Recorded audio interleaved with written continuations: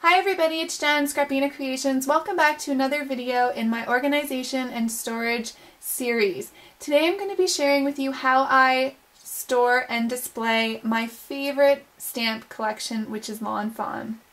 So I have these sitting out on my desk. I use them all the time. I love to just look at them. So they sit in this cute little container. And I have a stamp inventory binder, which I'll show you in a moment. And basically my stamps, they just sit in here. I can grab them quickly when I want to use them. One of the things that I did do, which has helped me a lot in organizing, is that I was finding that the small stamp sets were getting lost in this container and it was really kind of bugging me. So I keep the dies that match some of my stamp sets. I keep the papers that they come on. My dies get stored in a separate binder just for my Lawn Fawn dies. And I stuck two of the smaller stamp sets onto that. So now that they're the same size, they don't get lost, I can find them easily, and that really works for me. So I'm one of those people who likes to have things easily at their fingertips so that it gets used. And one of the things that I wanted to do was create this stamp inventory binder so that I could easily flip through, know what I have, and know where I can find the stamp that I'm looking for, which set it's on. And so all I did was I made this little binder, and I'll tell you how I did that in a minute.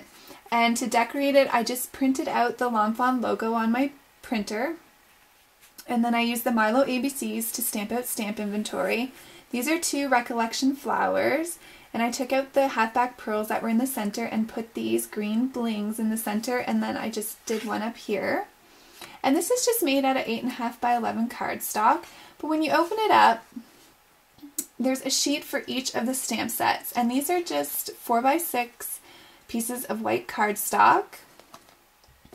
And what I did to make those was I took each of the stamp sets, and you can peel them off, and when you take the stamp off, you have the sheet with the black lining on it.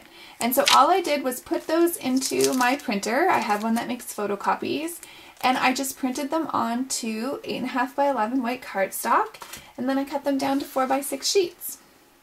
And what I love about this is that Lawn Fawn stamps often have holiday series, but you can use stuff that's in those for different things. So for example, this Valentine's Day one, you can use the bunny for Easter, or to make like a cute little baby card.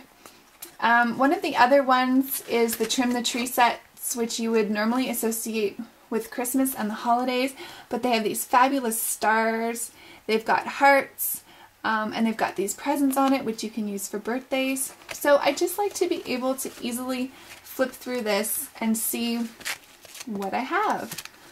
So I made this really easy. It's just out of an 8.5 by 11 piece of cardstock. And I cut it down to 6.5 inches. So this length here is 6.5 inches by 9 3/4. So that gives you 4.5 inches here. It gives you 3/4 of an inch binding. And then it gives you 4.5 inches for the back.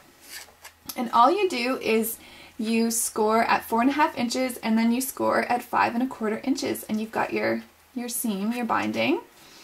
And I just used a Tim Holtz binder class, which was gifted to me by Christina, Crafty Paws. Thank you, Christina. And I did want something a little bit more sturdy for the binding, sorry. So I just used a piece of chipboard, and I cut it down to 3/4 of an inch. I covered it with the same colored cardstock so that you couldn't see the chipboard. And then I put a piece of washi around it just to add some color and fun. It's not probably showing up very much on the video. And then to attach the binder ring, I just used my terrifically tacky tape. I actually also put some foam tape on the back and then use glossy accents as well, because these binder rings are very hard to open, and so I wanted to make sure it was sturdy. But that's all I did. I absolutely love it. I think it's adorable. It makes me happy when I look at it. And that's how I store my favorite stamp collection. So I'd love it if you'd leave a comment below telling me what your favorite stamps are. Thanks everybody for watching. I'll catch you in the next video.